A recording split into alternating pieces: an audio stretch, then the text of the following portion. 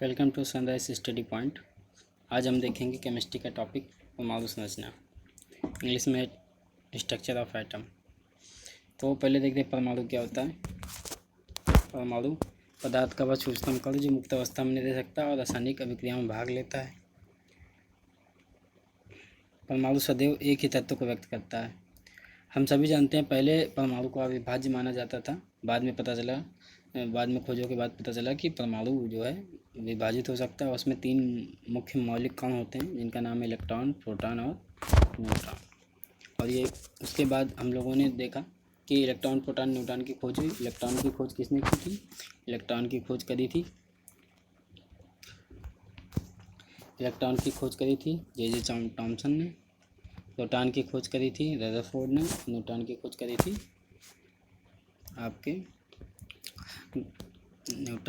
करी थी James Chadwick ने।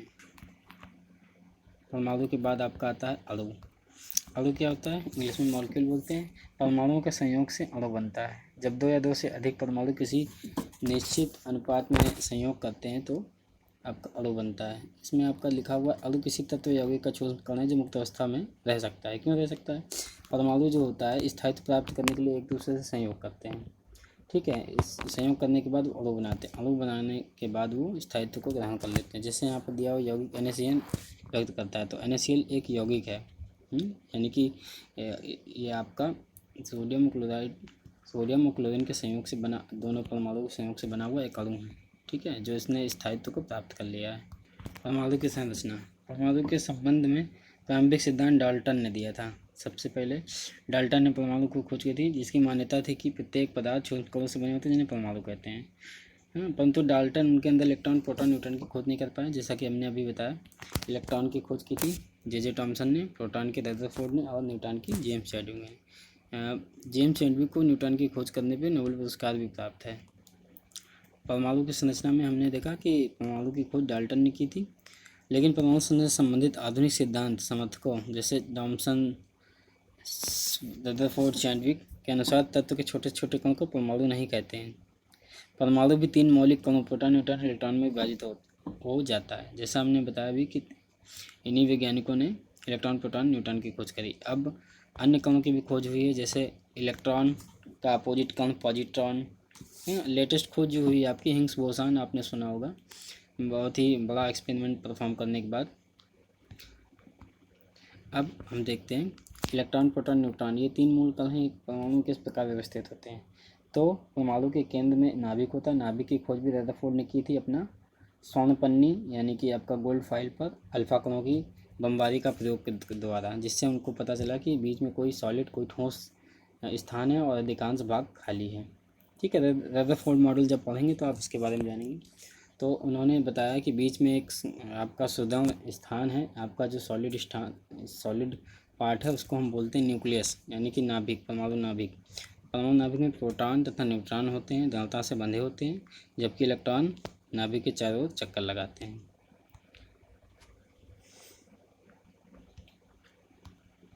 परमाणु संख्या या परमाणु क्रमांक। किसी तत्व के परमाणु क्रमांक उस तत्व में उपस्थित प्रोटॉनों की संख्या को कहते हैं। किसी भी तत्व में जितने प्रोटॉन होते हैं उनकी संख्या को कहते हैं परमाणु क्रमांक या परमाणु संख्या।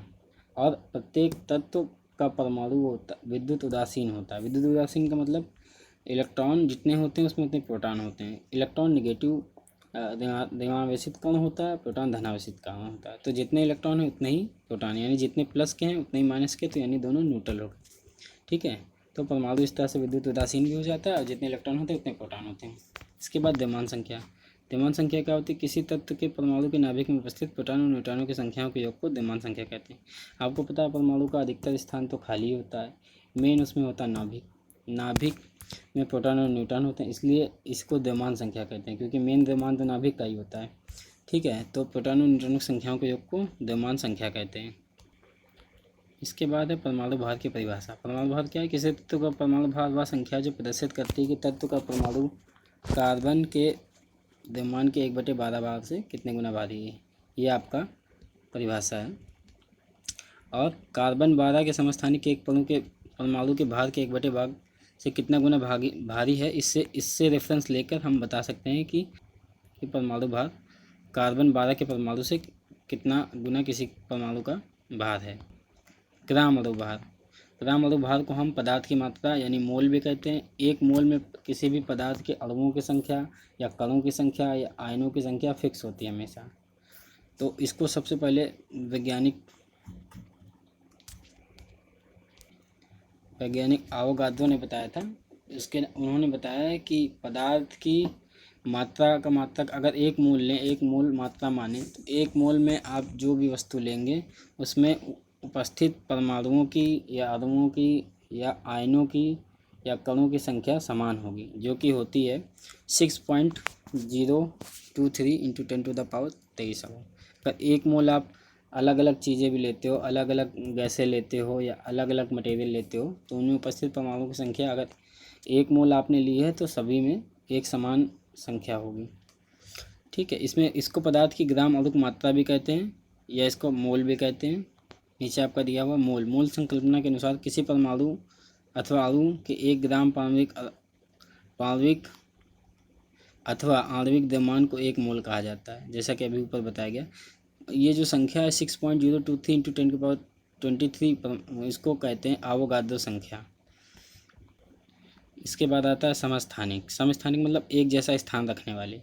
जब आपको आवर्त सारणी पढ़ाई जाएगी पीरियोडिक टेबल, तब पता चलेगा कि वो उसमें आपका परमाणु क्रमांक के अकॉर्डिंग तत्वों को बढ़ते क्रम में रखा गया है, तो वहीं से नाम लिया गया समस्थानिक, जो एक ही स्थान पे आए।